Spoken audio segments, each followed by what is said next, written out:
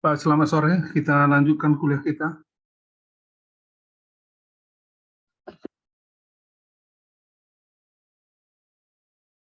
Kedengaran nggak suara saya? Terdengar, Pak. Baik, Benar, Pak. baik. Kita coba kuliah hari ini 2 termin, karena cukup padat ini materinya. Untuk Zoom kuliah kedua sudah saya kirim juga ke grup. Baik. Ini mengenai sebaran normal. Pada statistika, sebaran normal ini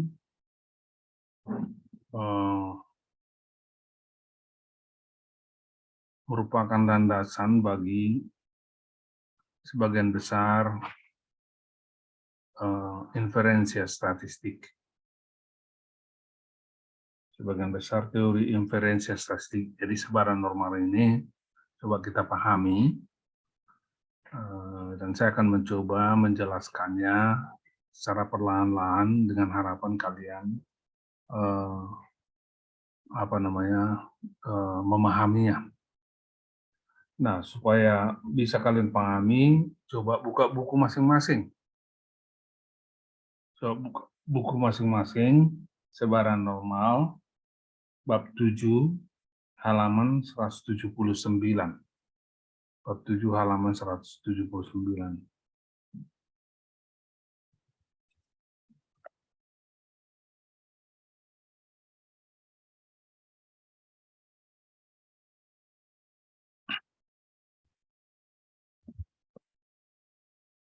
Sebaran normal, yang kita sebut juga sebaran peluang kontinu. Gambarnya seperti genta.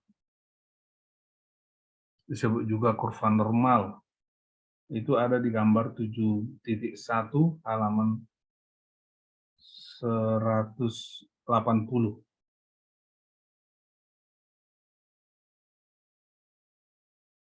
Jadi kalau kalian lihat belahannya itu ada mu rata-rata. Kalau dilipat pas di garisnya itu kiri dan kanan sama ya. Jadi sebaran dari nilai-nilai X itu berbentuk genta. Dan ini disebut sebagai perubahan acak normal. Mungkin ada di antara kalian tahu bagaimana menurunkan ini keyboardnya ini. Kalian lihat nih keyboardnya. Ada yang tahu?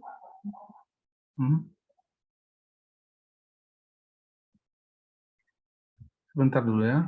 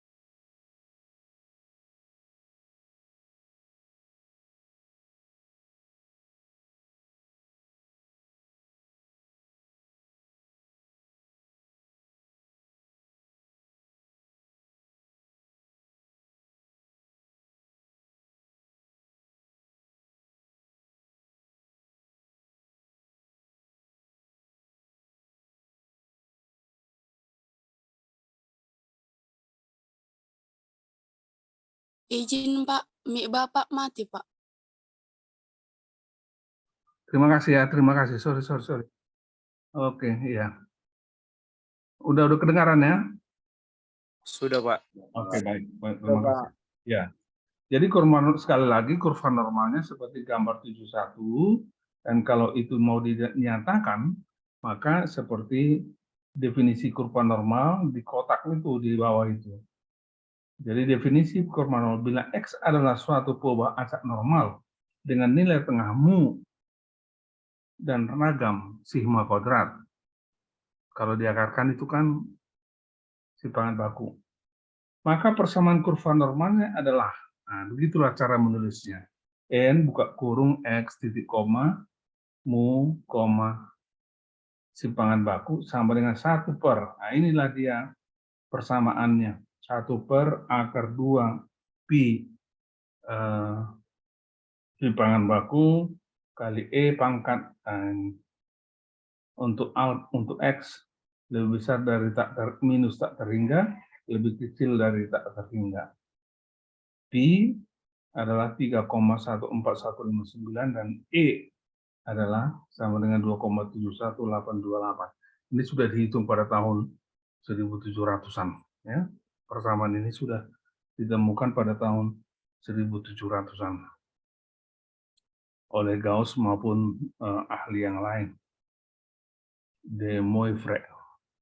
Ya udah lama rumus ini, tapi sampai sekarang masih berlaku rumus ini dan terus akan berlaku. Jadi itulah persamaan dari kurva normal itu.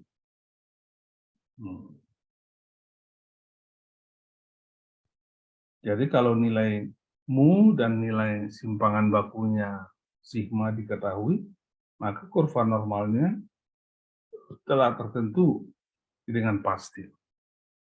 Artinya tinggal memasukkan berapa nilai tengah dan berapa simpangan bakunya kepada persamaan tadi. Jadi bila mu misalnya 50 dan simpangan baku 5, maka ordinat-ordinatnya, ya, maka ordinat-ordinatnya dituliskan seperti itu, N dalam kurung X titik koma 50,5. Jadi simpangan bakunya 5, nilai tengahnya 50.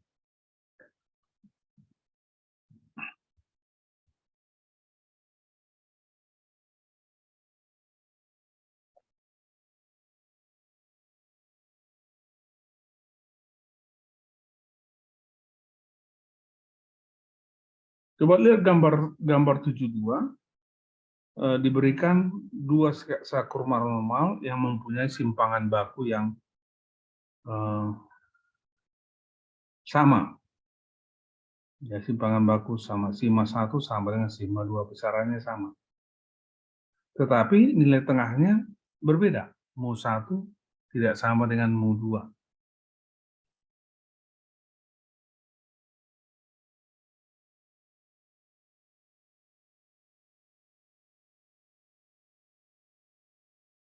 Pada gambar 73 diberikan contoh di mana mu 1 sama dengan mu 2. Jadi, tetapi simpangan baku 1 tidak sama dengan simpangan baku 2. Simpangan baku 1 lebih kecil daripada simpangan baku 2. Sigma 1 lebih kecil dari sigma 2.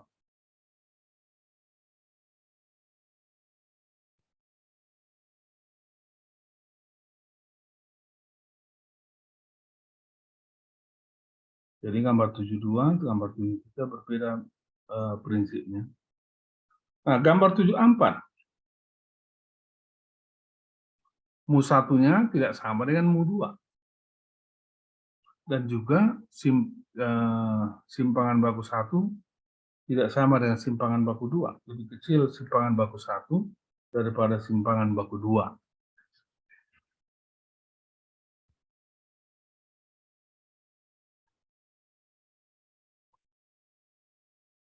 Nah,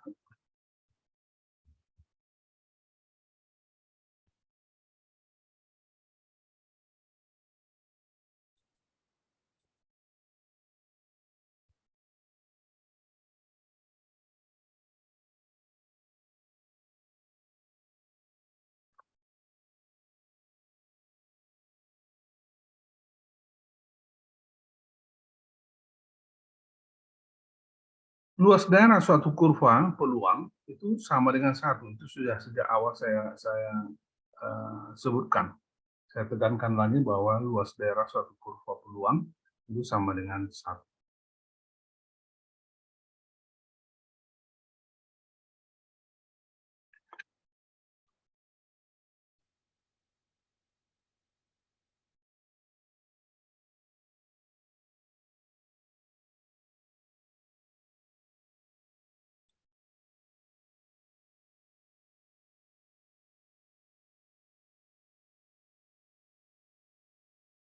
Baik, kita lanjutkan dengan bab 7.2.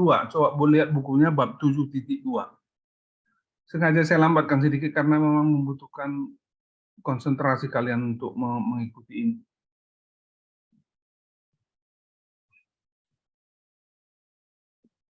Kurva sebaran peluang kontinu atau fungsi kepekatan dibuat sedemikian rupa sehingga luas daerah di bawah kurva itu yang dibatasi oleh X sama dengan X1 dan X sama dengan X2 sama dengan peluang bahwa peluang acak X mengambil nilai antara X1 dan X2. Jadi bagi kurva normal dalam gambar 7.5 mengambil nilai antara X1 dan X2.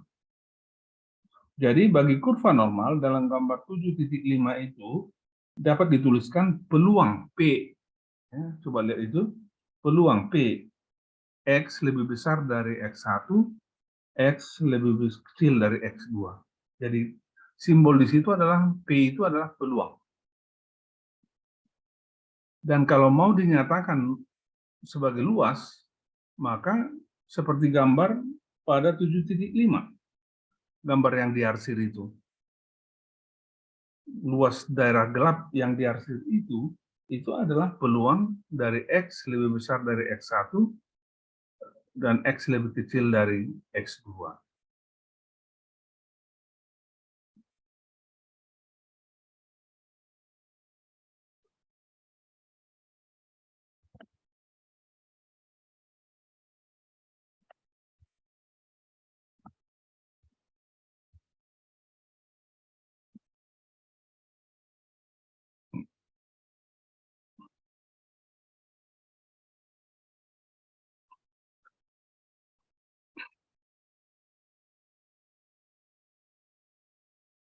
Nah, kita lanjutkan gambar 7.5 dan 7.6 itu. Kita ingin menghitung luas tersebut. Tapi kalau kita menggunakan grafik kurva normal X, maka setiap kurva itu harus mempunyai nilai tabel. Dan itu sangat merepotkan, sangat tidak mungkin untuk dilakukan. Maka para pakar sepakat untuk mencari satu tabel sebagai panduan bagi menghitung luas suatu daerah. Itu yang disebut dengan kurva Z. Nah, penggunaan kurva Z sudah pernah kita UTS-kan, kita pelajari sebelumnya. Jadi, coba lihat halaman 183, Z sama dengan X kurang mu dibagi galat baku, simpangan baku. Ini rumus ini sudah kita pelajari sebelumnya. Dan kita tahu bahwa nilai tengah Z itu 0 dan ragamnya adalah 1.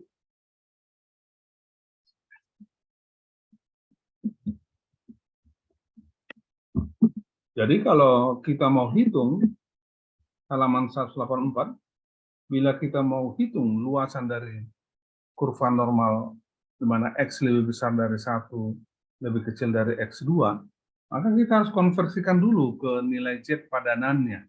Halaman 184. Jadi Z1 sama dengan X1 kurang mu dibagi simpangan baku, dan X2 sama dengan Z2 sama dengan X2 dikurang mu dibagi simpangan baku.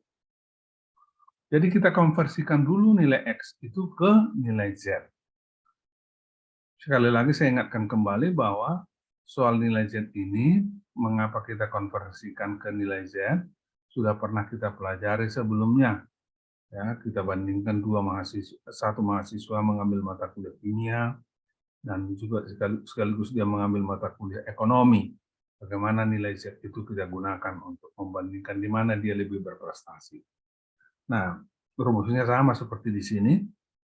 Kita konversi dulu nilai X itu ke nilai Z padanannya. Jadi X1 kita konversikan ke nilai Z1 dan X2 kita konversikan ke nilai Z2.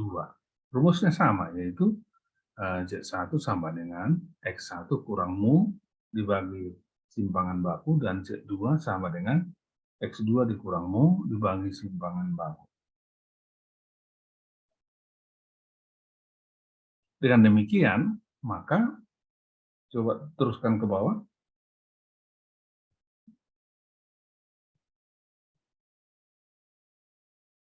Peluang dari sebaran normal X lebih besar dari X1 lebih kecil dari X2 itu sama dengan peluang dari Z lebih besar dari Z1 lebih kecil dari Z2. Jadi kalau kalian lihat gambar 77, maka coba lihat gambar 77, luasan dari yang diarsir pada kurva normal X, X1, X2 itu yang diarsir itu sama dengan luasan pada yang diarsir pada kurva Z antara X1 dengan X2 itu. Jadi kalau kita bisa hitung berapa luas dari yang diarsir antara Z1 dengan Z2 itu, itulah luasan daripada kurva normal yang diarsir pada kurva X, kurva normal X.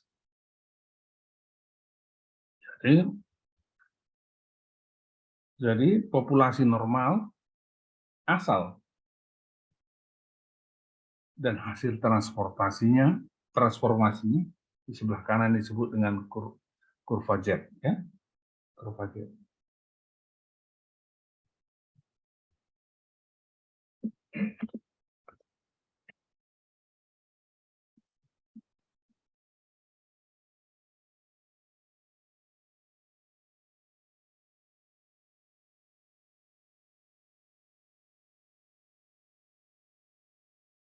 Nah, untuk itu kita menggunakan tabel. Untuk menghitung luas itu kita menggunakan tabel. Di halaman 184 itu, misalkan kita ingin mengambil nilai Z tertentu.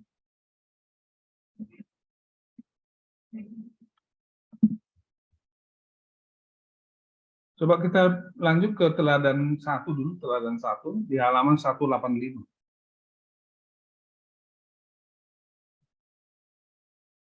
Teladan 1 halaman 185.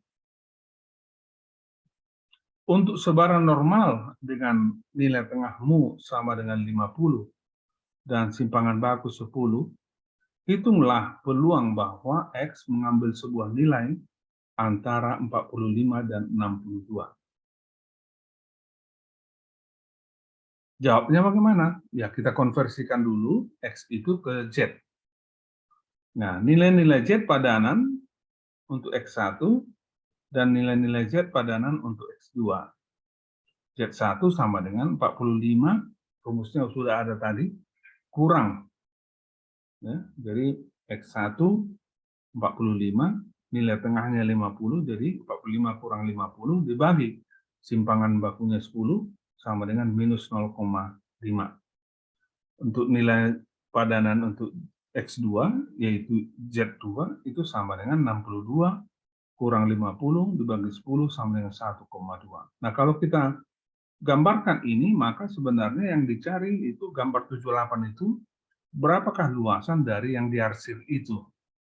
Di mana Z antara minus 0,5 hingga 1,2. Itu yang mau dicari. Berapakah peluangnya? Berapakah luasannya? Sekali lagi, itu adalah kurva konversi transformasi nilai X menjadi nilai Z. Nah, kalau kita tuliskan dengan demikian, peluang X lebih besar dari 45 atau peluang X antara 45 ke 62 itu sama dengan peluang Z antara 0,5 minus 0,5 dengan 1,2. Itulah yang diarsir pada gambar 78 di atas.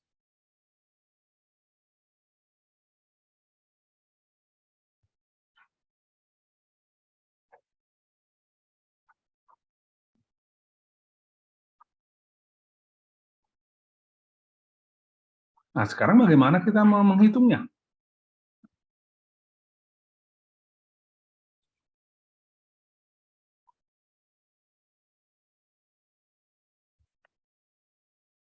Kita lanjutkan baca ya.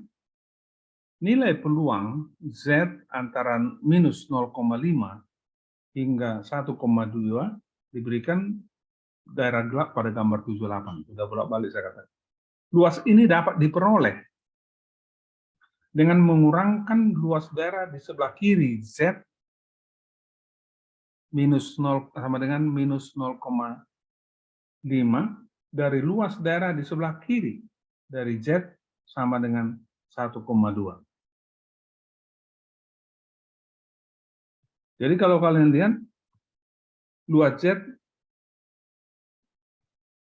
sebelah kiri dari minus 0,5 itu yang tidak diarsir itu ya, tidak diarsir. Nah, sedangkan luas Z lebih kecil dari 1,2 itu yang diarsir dan tidak diarsir. Jadi kalau kita kurangkan luas sebelah kiri dari 1,2 dengan luas sebelah kiri dari 0,5 minus 0,5, maka yang tersisa adalah yang diarsir itu. Yang tersisa adalah yang diarsir itu.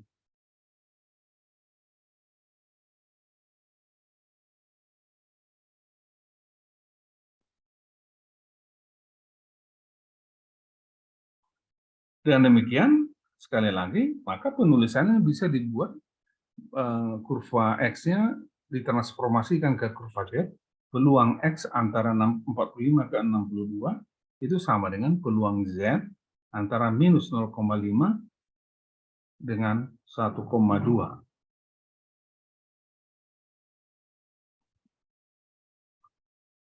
Atau kita katakan tadi, itu sama dengan peluang Z kurang dari 1,2, lebih kecil dari 1,2, dikurang dengan peluang Z lebih kecil dari 0,5.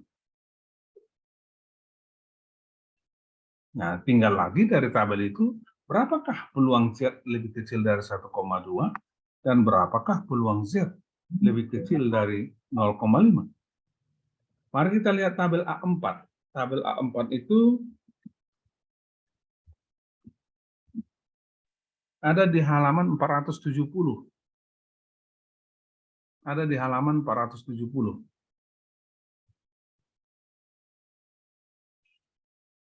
Sudah lihat? Paulus? Sudah kalau lihat Paulus? Sudah, Pak. Nah, halaman 470 ya. Caranya bagaimana? Coba cek dulu. Coba lihat kolom-kolom itu. Ada Z, kemudian ada tabel A4 itu wilayah luas di bawah kurva normal. Itu ada Z, kemudian ada 0,00, 0,01 ke kanan, 0,02 ke kanan. Jadi artinya kita butuh nilai Z yang 1,2. Berarti 1,2 itu sebenarnya adalah 1,20, ya kan? Nah, Z 1,20 itu coba lihat, telusuri dulu Z di mana 1,2.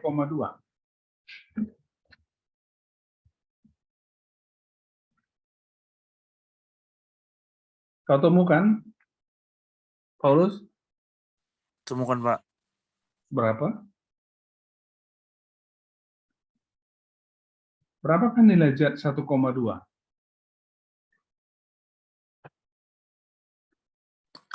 0, 0,1151, Pak.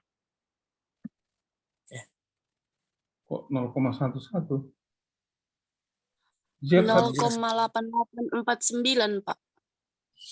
Surtina tadi ya? Ya, Pak. Iya. 1,2 itu sama dengan sebenarnya 1,20, ya kan? Nah, jadi kita cari 1,20. 0 berarti 0,8849. Oke? Surtina benar. Nah, berapakah peluang Z lebih kecil dari minus 0,5? Coba lihat dulu, Paulus sekali lagi, minus 0,5. Itu sama dengan sebenarnya minus 0,50. Berapa Z? Peluang Z 0,5, minus 0,5, Paulus? 0,6915, Pak. Kok gitu? Yang mana ya kau lihat? 0,3085, Pak. Siapa tadi bicara? Omrin. Iya, Pak. Omrin benar. Jadi dia adalah 0,3085. Nah, tinggal memasukkan nilai itu ke dalam persamaan itu. Berarti 0,08849, 0,8849 kurang 0,3085 sama dengan 0,5764. Begitu caranya. Saya ingin tahu dulu, berapakah nilai Z 1,45? Ada yang tahu berapakah nilai Z 1,45 untuk membaca tabel ini? 1,45. Kalau nilai Z-nya 1,45, berapakah peluangnya?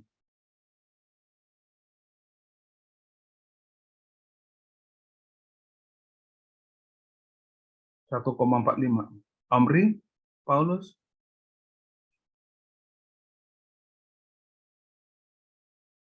(1,45).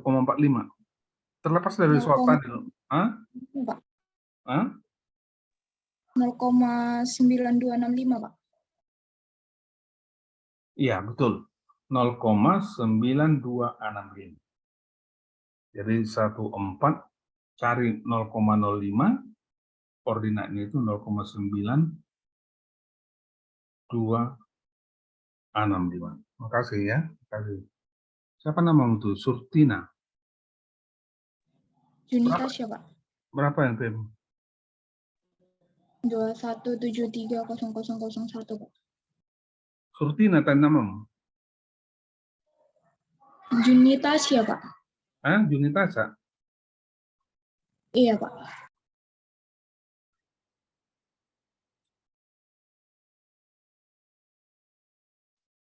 Junitasia.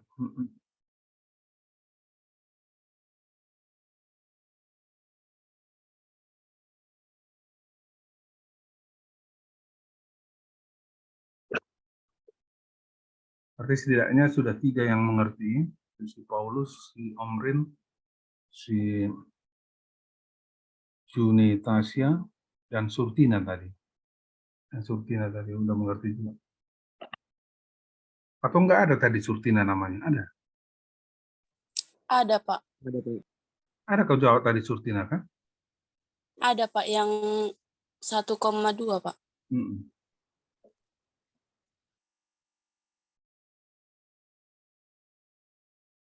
Ya, jadi kalian mendapat nilai bonus di kuliah ini. Nanti saya catatkan nanti ke catatan saya ya.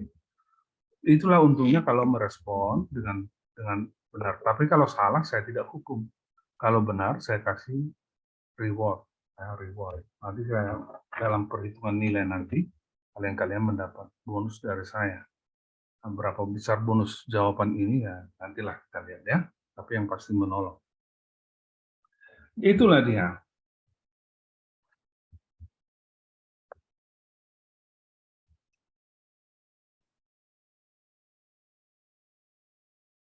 Nah sekarang untuk teladan 2, bisakah di antara kalian lagi ada yang membaca di luar dari nama 4 tadi, Surtina, Omrin, Juni, Tasia, dan Paulus? Ada lagi yang lain mau berpartisipasi untuk teladan 2? Ada yang mau baca?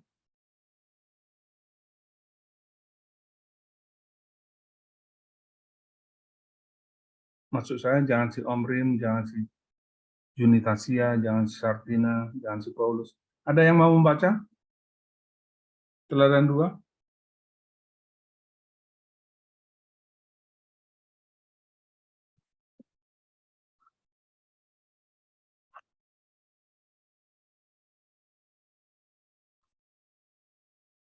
Nggak ada ya?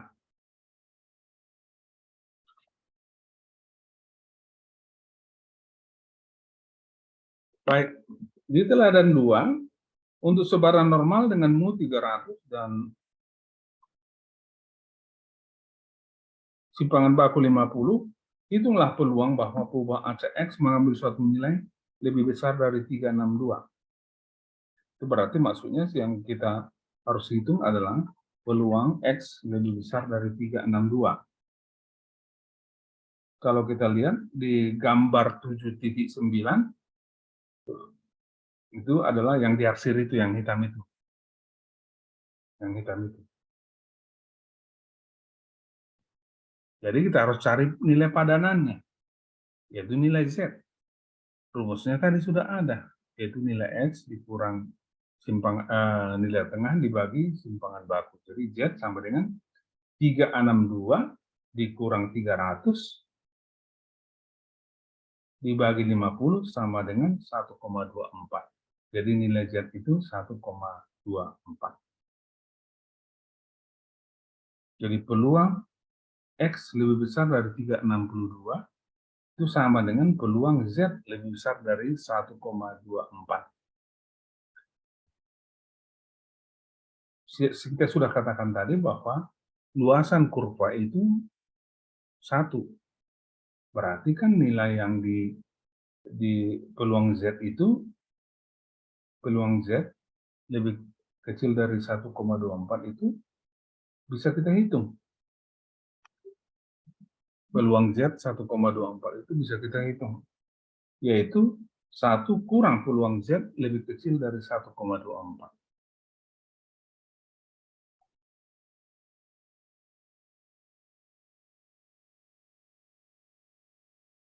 Berapakah Z lebih kecil dari 1,24?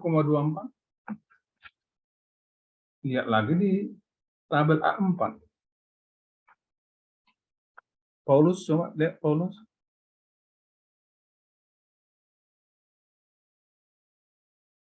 (1,24).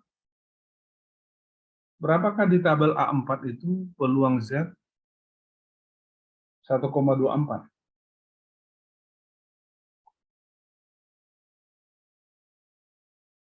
Paulus, Ya, Pak. bisa nggak kau?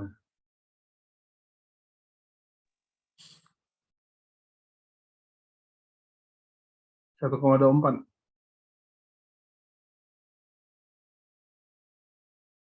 Kok jadi bingung kok Paulus? Siapalah si Junitasia? Berapakah peluang Z 1,24? 0,8925, Pak. Udah kau lihat Paulus? Agak apa, Pak? Kurang jelas apanya, Pak, bukunya. Apanya yang tidak jelas? Tabelnya, Pak. Fotokopian, Pak. Oh ya, itu resikonya fotokopi ya. Mungkin kalian tidak di tempat yang bagus fotokopinya. Ya makanya lain kali dibeli aja fotokopi dengan yang asli. Kadang-kadang bedanya cuma sedikit ya. Tapi sudah tahu kok prinsipnya ya, Paulus. Cari dulu Iya, 1,2 dari pecahannya 0,04 itu, tarik garis ke kanan 0,04, ketemulah dia di 0,8925. Itu tadi ya, Junita? Ya, Pak. Udah ngerti Kak Paulus? udah, Pak. Baik.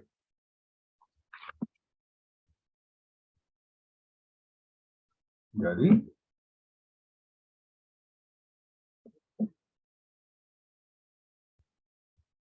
Kita lanjut ke keterangan 3. Ada yang mau membaca dulu? Membaca?